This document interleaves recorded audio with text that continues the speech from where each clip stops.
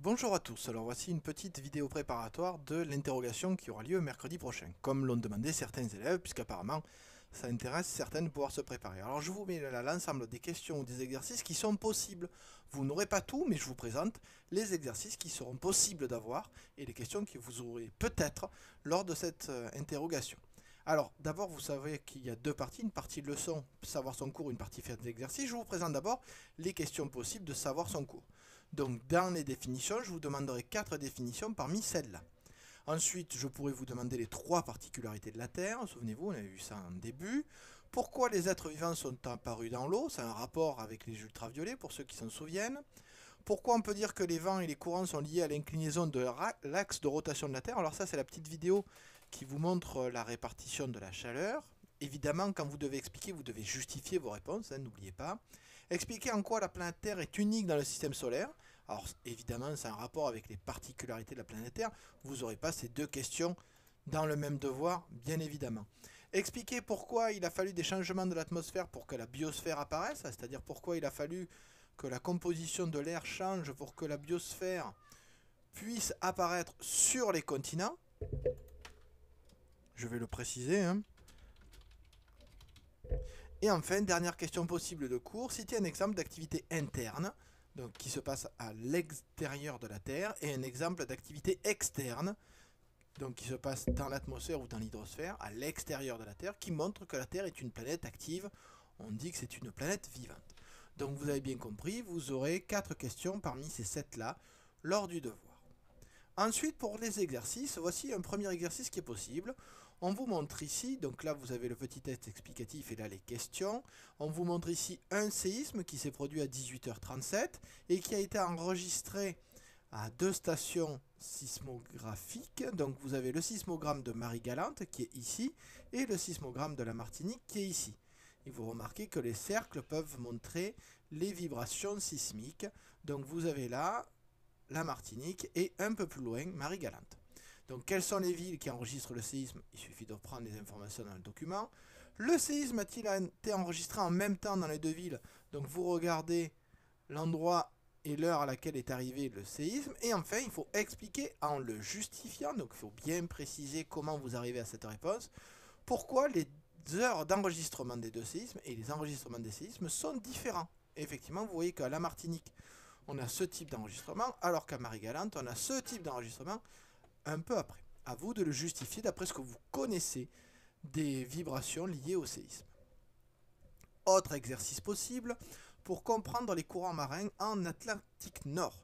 Donc vous avez là deux cartes, une carte du vent et une carte des courants marins de surface.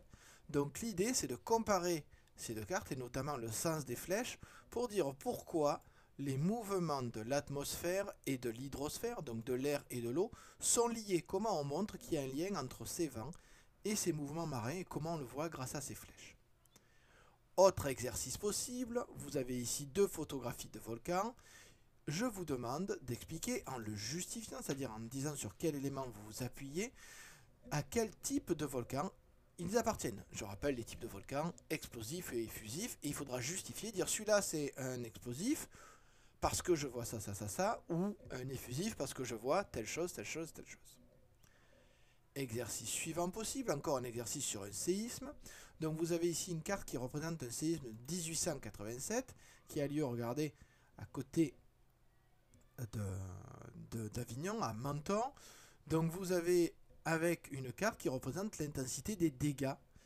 Donc vous avez ici la légende, dégâts très importants, dégâts moyens et peu de dégâts, mais là on sent quand même le séisme, ça vibre légèrement. Donc première chose, il faut colorier en rouge la zone où le séisme a été le plus fort, c'est-à-dire là où il y a eu le plus de dégâts. Donner l'intensité maximale de ce séisme, évidemment vous utilisez la légende. Localiser l'épicentre, c'est-à-dire l'endroit où il s'est formé d'après vous, faire une croix et justifier pourquoi vous avez fait cette croix ici. J'ai fait cette croix parce que je remarque que... Donc pensez à le justifier.